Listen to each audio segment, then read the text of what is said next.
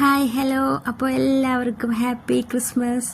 അപ്പോൾ ഇന്നൊരു അടിപൊളി വീഡിയോ ആയിട്ടുണ്ട് ഇന്ന് വന്നിരിക്കുന്നത്. ഓവനും ബീറ്ററും ഒന്നും ഇല്ലാണ്ട് വളരെ എളുപ്പത്തിൽ ഇങ്ങനെ ഒന്ന് ശ്രദ്ധിക്കുകയാണെങ്കിൽ നല്ല പഞ്ഞിക്കെട്ട് പോലത്തെ ഒരു കേക്ക് കുക്കറിൽ ഉണ്ടാക്കിയെടുക്കാം കേട്ടോ.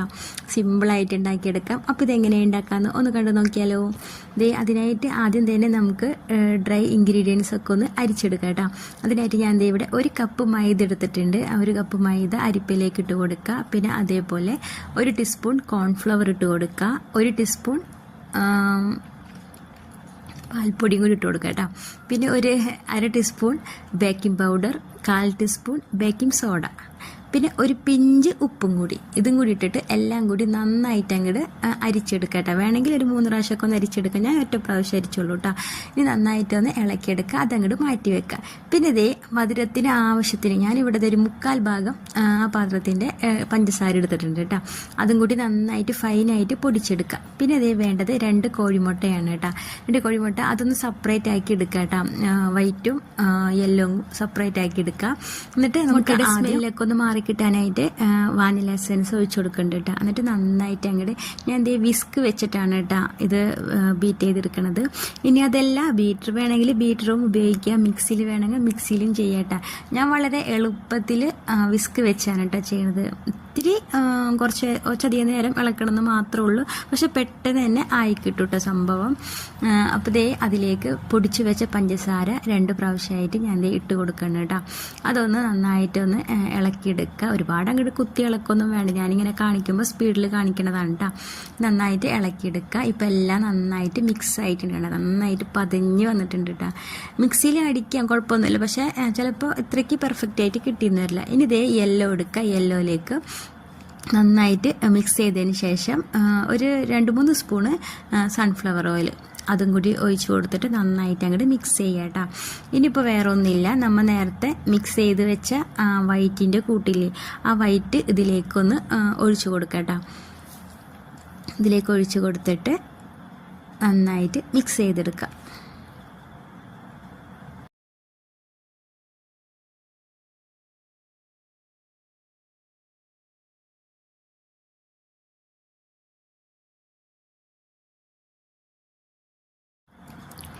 പയ്യനെ മിക്സ് ചെയ്യണം കേട്ടോ. ഒരുപാട് അങ്ങോട്ട് കുത്തി ഇളക്കണ്ട. ഇനി ഒരു 2-3 പ്രാവശ്യമായിട്ട് നമുക്ക് നേരത്തെ അരിച്ച് മാറ്റി വെച്ച പൊടികളുടെ മിക്സൊക്കെ ഒന്ന് ചേർത്ത് കൊടുക്കുക കേട്ടോ.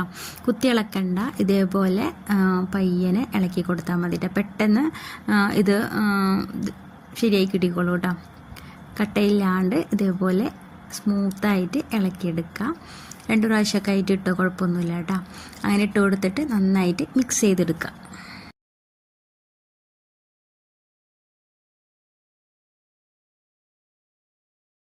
ഞാനിപ്പോൾ ഇവിടെ എല്ലാം നന്നായിട്ട് മിക്സ് ചെയ്തിട്ടുണ്ട് കേട്ടോ. കണ്ടാ ഇപ്പോൾ ഈ ഒരു പരുവത്തിലായി കിട്ടും കേട്ടോ. ഇനി ഞാൻ ഇവിടെ ചെയ്യണത് ഇങ്ങനെ ഒരു പഴയ എന്തെങ്കിലും ഒരു തവി, ഒരു എന്താ പറയുക, കുറച്ച് കട്ടിയുള്ള പഴയ എന്തെങ്കിലും പാത്രം അടുപ്പത്ത് വെച്ചതിന് ശേഷം നമ്മളെ കുക്കറിലോട്ട് കുറച്ച് ബട്ടർ ഓയില എന്തെങ്കിലും തടവി കൊടുത്തിട്ട് കുറച്ച് മൈദയും കൂടി ഒന്ന് സ്പ്രെഡ് ചെയ്യുക കേട്ടോ. എന്നിട്ട് ഒന്ന് തട്ടിക്കളഞ്ഞതിന് ശേഷം നമ്മളുടെ ഈ മാവ്, ഈ കൂട്ട് കേക്കിൻ്റെ ഈ മിക്സ് ഇതിലേക്ക് ഒഴിച്ച് കൊടുക്കുക. നന്നായിട്ടൊന്ന് ടേപ്പ് ചെയ്ത് കൊടുക്കുക. പിന്നെ എന്താ പറയുക, വല്ല എന്തെങ്കിലും വെച്ചിട്ട് ഒന്ന് സ്റ്റിക്ക് എങ്ങാനും വെച്ചിട്ട് ഒന്ന് ഇങ്ങനെ ഇതേപോലെ ഒന്ന് വരച്ച് കൊടുക്കുക കേട്ടോ. വല്ല എയർ ബബിൾസൊക്കെ ഉണ്ടെങ്കിൽ പോയി കിട്ടാൻ വേണ്ടിയിട്ടാണ് കേട്ടോ. അപ്പോൾ ഇത്രയേ ഉള്ളൂ കേട്ടോ. ഇനി എനിക്ക് ആ മുകളിലത്തെ വിസിൽ വരുന്ന ഭാഗം അതൊന്ന് മാറ്റി വെക്കണം കേട്ടോ. ഒരു 30 മിനിറ്റ് എനിക്ക് അത്രേ എടുത്തുള്ളൂ കേട്ടോ. ഞാനൊരു 25 മിനിറ്റൊക്കെ ആയപ്പോൾ ഒന്ന് കുത്തി നോക്കി. അപ്പോൾ ഒന്ന് ചെറുതായിട്ട് ഒന്ന് ഒട്ടിപ്പിടിക്കണ്ടായിട്ട്. അപ്പോൾ അതുകൊണ്ട് ഒരു 5 മിനിറ്റും കൂടി വെച്ചിട്ടുണ്ടായിരുന്നു. കറക്റ്റ് 30 മിനിറ്റാണ് കേട്ടോ എനിക്കിത് എടുത്തത്. അപ്പോൾ അടിപൊളിയായിട്ട് കണ്ട കേക്ക് അതിൽ അങ്ങനെ ഒന്നും പിടിച്ചിട്ടൊന്നുമില്ല കേട്ടോ.